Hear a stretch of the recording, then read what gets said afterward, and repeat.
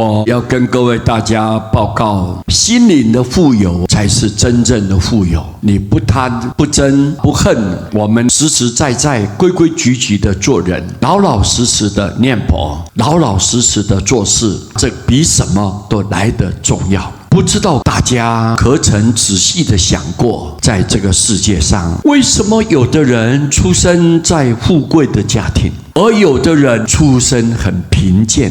有的婴儿生下来就胖嘟嘟的，很可爱啊，而有些婴儿却体弱多病，或者四肢不全呢？如果说龙生龙啊，凤生凤，为什么有些很平庸的父母却生了聪明可爱的宝宝呢？而有些知识分子却反而生了智障的儿女呢？如果说营养就可以解决健康的问题，那为什么仍然有许多有钱人却是骨瘦如柴呀？或者是他本身一生都多病呢？难道他们没有钱买营养品吃吗？如果努力工作就一定能够富有，那为什么有些人辛苦了一辈子却仍然一贫如洗呀？而且还向人租房子呢？明明工作的职场是一样的，能力是一样的，为何他的运气就是比我好呢？还有，为什么那些出生在富贵人家的孩子，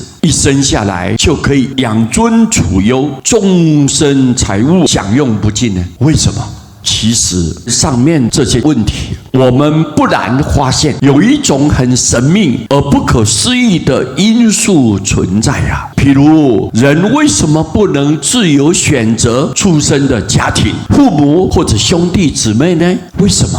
因果指的就是我们过去世当中的身体、语言和心念所造作的行为，而在今世所产生的影响力呀，是这么来的。有前因，才有这一辈子的果报。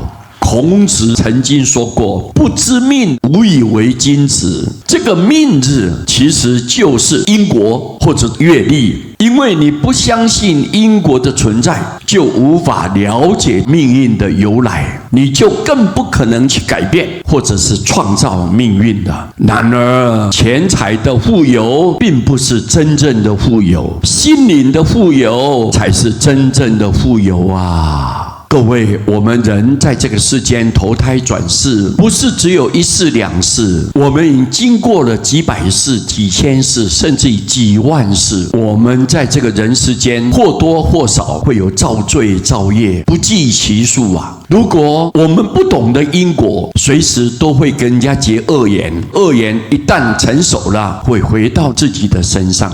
不管你转世在什么地方、什么地点、什么身份、什么家庭，你必然要承受因果业力的束缚。所以我们就知道，在人世间转世很可怕。我们应该要将佛陀所说的话谨记在心，随时随地赶紧念佛。为什么？因为我们是一个造罪造业无量无边的凡夫众生。如果我不念佛，那么过去所造的因、所犯的业，那根本是无以计数的。我们就深深了解到，再转世一定很可怕，很可怕。因此，佛陀他成就了名号，发这个大愿：只要你称念我的名号，你到了极乐世界，我无论如何让你成就佛道，跳脱生死，离开六道轮回。我们很感恩佛陀，我们永远铭记在心，一定依佛本愿称念名号，得到阿弥陀佛慈悲的救度，以后就从黑暗跳出走向光明。所有的莲友们应该要谨记在心，心灵的富有才是真正的富有啊！感谢大家，阿弥陀佛。